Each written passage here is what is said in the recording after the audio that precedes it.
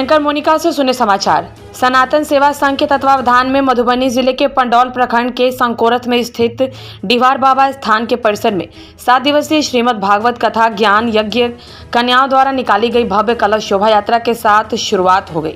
बताते चले कि भक्ति में माहौल में डिहवार बाबा स्थान से 251 कन्याओं के द्वारा भव्य कलश शोभा यात्रा निकाली गई। गांव का भ्रमण करते हुए कन्याओं ने पुरानी कमला नदी के बाला घाट से जल भरकर बाबा डिहवार स्थान पहुंची, जहां पूरे विधि विधान से कलश को स्थापित किया गया। आपको बता दें कि मध्य प्रदेश से आए कथावाचक आचार्य पंडित श्री विकास आनंद शास्त्री के मुखारबिंद से भक्तजन श्रीमद् भागवत कथा ज्ञान यज्ञ का रसपान करेंगे। इसके लिए शास्त्री जी की पूरी टीम संकोरथ पहुंच चुकी है।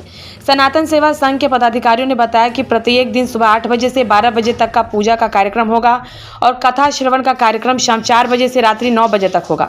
वहीं कार्यक्रम के अंतिम दिन 15 अप्रैल को कई विशेष कार्यक्रम के साथ पूर्णाहुति एवं विसर्जन का कार्यक्रम होगा। उन्होंने सभी भक्तों से श्रीमद् भागवत कथा ज्ञान यज्ञ में अधिक से अधिक भाग लेने की अपील की है। इस मौके पर आचार्य दिव्य व्यास, विपिन एलिया, चंद्रानंद झा, सुजीत पासवान, पवन झा, शिव कुमार यादव, कामदेव माली, कुलदीप चौधरी, विद्यानंद यादव, गणेश यादव, अशोक कुमार झा, धीरेन्द्र झा समेत अन्य कई लोगों की मौजूदगी रही।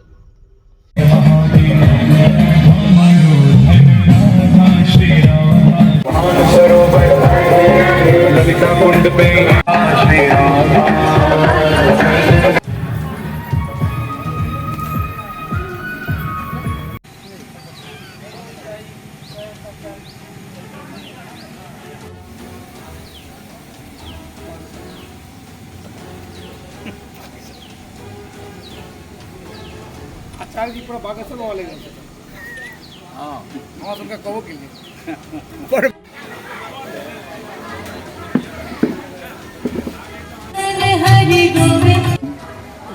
ग्राम पंचायत राज संकोट के किछु सक्रिय युवक सब छै हुनका सबक मन में ई प्रेरणा एलनि। आब एकटा समिति बनौलनि सनातन सेवा संघ, ओकरे तत्वावधान में 9 अप्रैल से ये आयोजन है। 15 अप्रैल तक श्रीमद् भागवत कथा चलत, 16 और 17 का अष्टजाम है, 17 के एकर पूर्णाहुति आ विसर्जन यात्रा। कलश यात्रा में आई कलश यात्रा चले कते कन्या सब में कलश यात्रा में 125 से ज़्यादा कन्या भाग लेलन। किछु बरसात बाधित केलकै, नहीं तो ओकर संख्या हमरा सबके अनुमान और बेसी था। कथा ज्ञान किनका तरफ से कथा ज्ञान करऽ के लेल मध्य प्रदेश गंज बासौदा के पंडित विकास आनंद शास्त्री जी छै आ झरना संस्था मध्य प्रदेश के तकर से कलाकार सब एला है जो एठाम रोज रोज नव झांकी सब प्रस्तुत करता। समय की रहते? समय 4 बजे से रात के 9 बजे तक ये प्रवचन चला। ये आयोजन करता कौन है? आयोजन करता सनातन सेवा संघ समिति। प्रखंड कौन है? प्रखंड पंडौल है। अच्छा, अंतिम दिन क्या कुछ कार्यक्रम? अंतिम दिन पूर्णाहुति होगी, उसके बाद कुमारी भोजन होगा, कन्या भोजन होगा, कन्या पूजन होगा और हम लोग इस कलश का विसर्जन करेंगे उसी कमला नदी में जहाँ से हम लोग आज कलश में जल लेके आए। क्षेत्रवासियों को क्या संदेश देना चाहेंगे? संदेश देना चाहते हैं कि आज ये जो कार्यक्रम जिस तरह समग्र रूप से एकीकृत होकर किया जा रहा है, वही भावना विकसित होनी चाहिए और सब एक दूसरे से सामंजस्य स्थापित करने में अपना विश्वास व्यक्त करें। अपना परिचय दे दिए। मेरा नाम चंद्रानंद झा हुआ, मैं इसी गांव का वासी हूँ।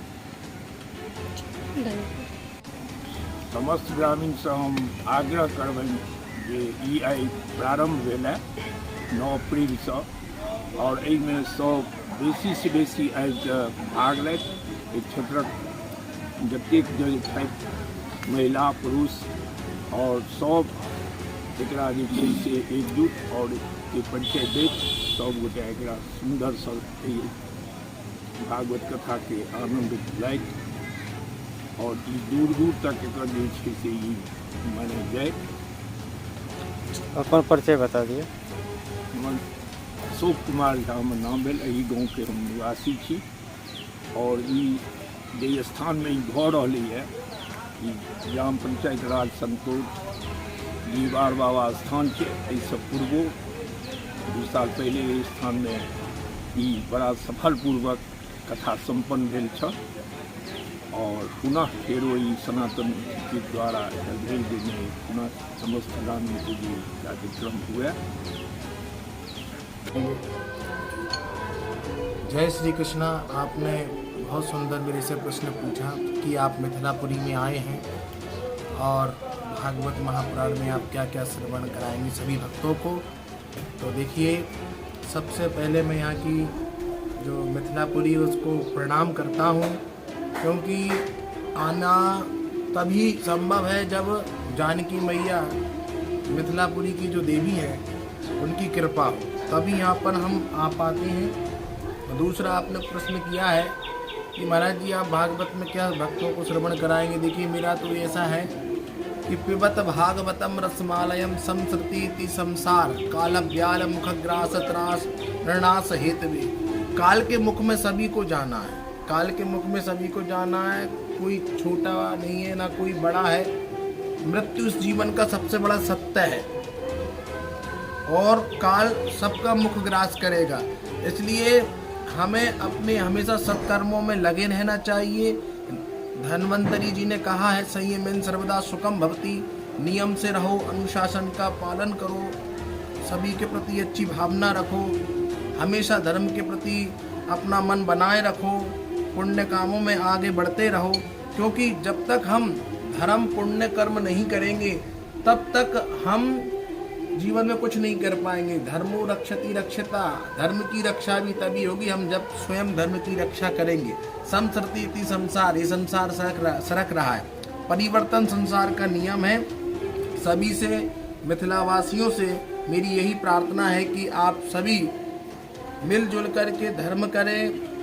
सरस संगीत में श्रीमद् भागवत कथा जो चूँकि 9 अप्रैल सन 2025 से 15 अप्रैल सन 2025 तक होना है और उसमें मैं आप सभी का सहयोग चाहता हूं। आप सभी काफ़ी संख्या में कथा श्रवण करने आए, क्योंकि एक सत्संग का ही मार्ग है जो प्रभु की प्राप्ति करा सकता है और प्रभु की प्राप्ति सत्संग से ही होती है।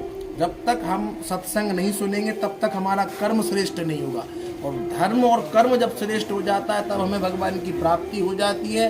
मैं सभी मीडिया से जो आए हुए हैं आप सभी का आभार व्यक्त करता हूं, क्योंकि आप सभी की वजह से ये सारा मैसेज सभी मिथिलापुर वासियों के लिए पहुंच रहा है और मिथिलापुर वासियों को भी मैं प्रणाम करता हूं, क्योंकि आपने सभी ने मुझे मनोनीत किया यहाँ पर और मैं जो कुछ हो सकता है गुरु जी के आशीर्वाद से मैं आप सभी को श्रवण कराऊंगा। भगवान आप पर, आप सभी पर बहुत कृपा दृष्टि बनाए। जय श्री कृष्ण। महाराज जी कहते हैं कि जब जब धरती पर अधर्म बढ़ जाता है, पाप बढ़ जाता है, तब तब भगवान जन्म लेते हैं।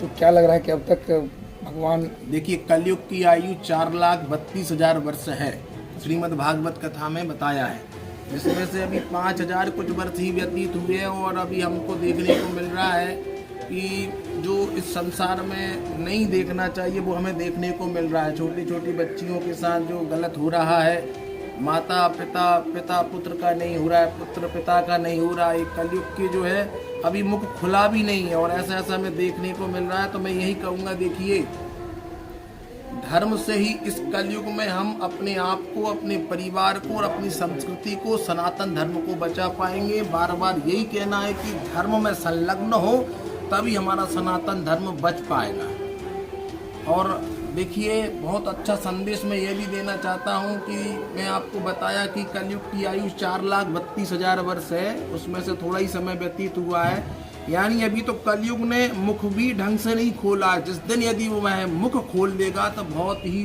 पाप और अधर्म हमें निरंतर एक एक कदम पर देखने को मिलेंगे। उन सब से बचने का केवल यही मार्ग है, प्रभु की सेवा करें, लोगों के प्रति अच्छी सोच रखें, अच्छी भावना रखें, श्रेष्ठ कर्म करें, तभी हम जनमानस कल्याण कर पाएंगे।